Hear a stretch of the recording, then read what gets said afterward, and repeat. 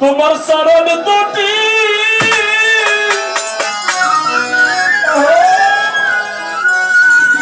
আমার এই বুকে দয়া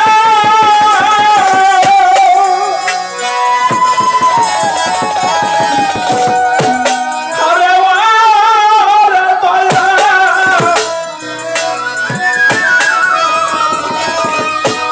আমার এই পুরা বুক জুড়ে আমার জিন্দা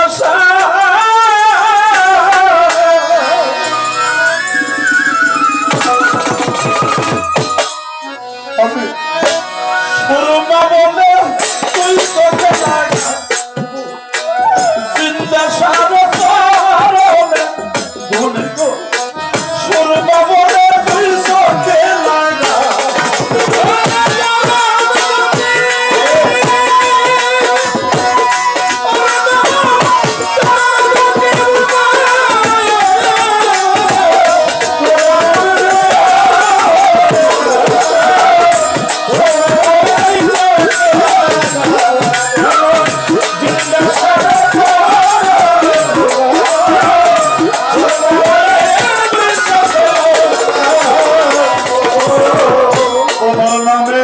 সুদা খাইয়া রে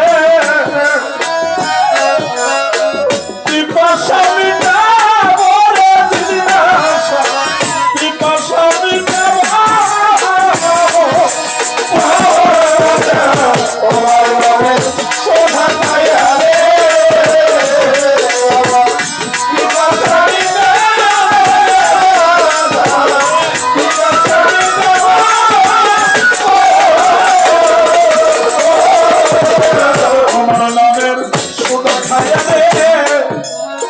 সাহিত্য পিপাসা মিটাবো রে আবুসা পিপাসা মিটাবো আমি তোমার নাম নিতে নিতে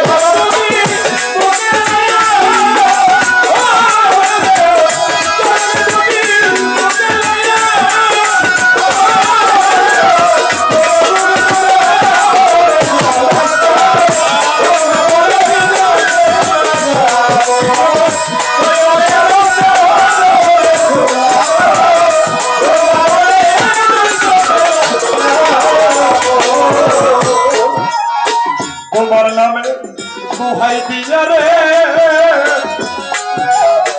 জিন্দা সাগর পাড়ি দিব রে সাগর পাড়ি দিব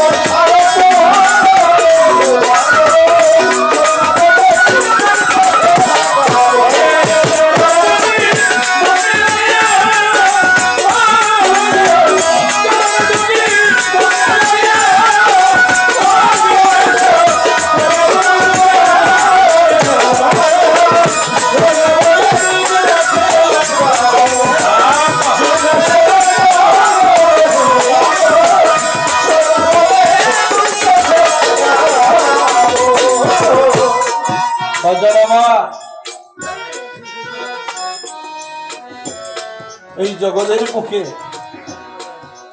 আমার ওস্তাদ জামল সরকার, ওনার ওস্তাদ হলো রশিদ সরকার, ওরফে রশিদ সাইজি সিঙ্গারা জিনপুরি।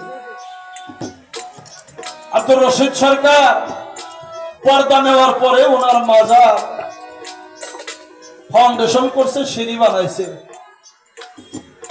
তখন শাহিন ভাই, আপনারা পিয়ার কাকা, আপনারা তখন ওনার কাছে বোধ হয় মরিদ না, তারপরে হয়তো মরিদ হয়েছে বা হইতেও পারেন। তো আমার ওস্তাদ জামল সরকার মঞ্চে বসা, ফরিদপুরের ফকির আবুল সরকারও ছিল, উনি আমার আগে গান করলেন। এই যে গানটা শরীয়ত সরকার গাইলেন, দয়াল তুমি বিনে ভক্তের কি হলো, এই গানটা তখন উনি নতুন নতুন লিখছে, উনি গানটা গাইলেন। একটা করে গান প্রত্যেক শিল্পী, সাত্তার সরকার হইল উপস্থাপনা করে। তা আমি ভাবছি যে আমার নাম বোধ হয় বলবে না, কারণ আমি তো একেবারে ছোট শিল্পী, আমার চেয়ে ছোট শিল্পী আর বাংলাদেশে গান। হঠাৎ করে সাত্তার কাকা ঘোষণা করে দিল যে আমাদের মনির সরকার, ছোট মনির সরকার, মহারাজ আবুল সরকারের ছাত্র একটা গান শোনাবে। তো আমি সেদিন দাঁড়াইয়ে একটা বিচ্ছেদ গান গাইছিলাম, আমার এই পুরা মনের ব্যথা আমি কার কাছে জানাবো। গানটা গাওয়ার শেষে দেখি আমার ওস্তাদ জাবল সরকার উনি মঞ্চে নাই, না থাকাতে আমিও বাহিরে গেলাম, কারণ চিন্তা করলাম আজকে রাতটা ওনার সাথে কাটাবো। অনেক জায়গায় খোঁজাখুঁজি করে যখন আমার ওস্তাদ আবুল সরকারকে না পাইছি, তখন আমি ফোন দিছি, ওনার নাম্বারটা মুখস্থ, মোবাইলে সেভ করাও আছে, ফোন দিছি। ফোনটা ধরছে, আমি বললাম দয়াল আপনি কোথায়? বললো যে আমার ওস্তাদ রশিদ সাইজির মাজারের সামনে আসলে তুমি আমারে পাইবে। হাঁটতে হাঁটতে মাজারের সামনে গেছি, যাওয়ার পরে এদিক ওদিক তাকাই, কোথাও আমার ওস্তাদ জাবল সরকার নাই।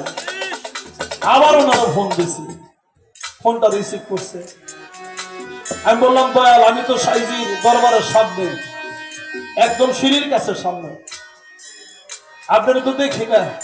আমার ওস্তাদ আবুল সরকার বললো যে মনি মাথাটা নিচু করে সিঁড়ির নিচে আসো, এখানে আসলে তুমি আমার পাইবে। আমি মাথাটা সাথে সাথে নিচু করে সিঁড়ির নিচে যখন ঢুকলাম, যাই দেখি দরবারের দিকে মাথা দিয়ে এইভাবে হাত মাথায় দিয়ে উনি শুয়ে রয়েছে। আমি যাইয়া ওনার কদম বসি করলাম, ভক্তি করলাম।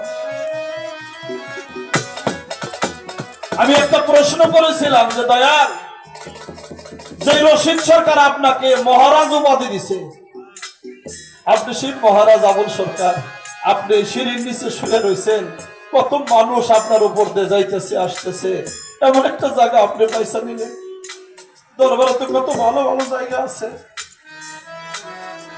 কথাটা বলার সাথে সাথে উনি শোয়া মানুষটা উঠা বসছে, বসার পরে ওনার চোখের দিকে তাকিয়ে দেখি চোখ দুইটা লাল হয়ে গেছে, ওনার চোখের মধ্যে পানি টলমল করতেছে। আমি বললাম দয়াল আমি কি কোনো কষ্ট দিলাম আপনাদের? সাথে সাথে ওনার চোখের পানিগুলো ঝর ঝর করে নেমে আসছে। সেদিন আমার ওস্তাদ জামল সরকার বলছিল মনির, আমার রশিদ সাইজির দরবারে আমি আমল মহারাজ মানে, আমি আমল আমার রশিদের দরবারে গোলাম, আমি আমার রশিদের দরবারে ভিক্ষার জোলা দিয়ে ঘুরে বেড়াই। যত সাধু গুরু মরি ঋষি আসে, আমি তাদের চরণ ধুলি মাগি, যাতে আমার এই ভিক্ষার জোলা কমে আর আমি আমল, আমি মুক্তির ব্যবস্থা হয়, আমি যেন আমার বন্ধুর দেশে আমার বন্ধু। কথাটা শুনে আমি ভক্তি দিয়ে পড়ে গেলাম, বললাম দয়াল আমার জীবনে আরেকটা শিক্ষা আমার জীবনে আমি পাইলাম, কোনোদিন বললাম না। এই জন্য চিন্তা সবাবা, আমার বলা সবাবা, আমার রাজা শাহ বাদশাহ সফল শাহ দরবারে যেন গোলাম হয়ে, দরবারে যেন কাঙ্গাল হয়ে থাকতে পারি। আর যদি কাঙ্গালের জন্য তোমার কিঞ্চিত কৃপা হয়, দয়া হয়, তবেই আমার জীবন ধন্য।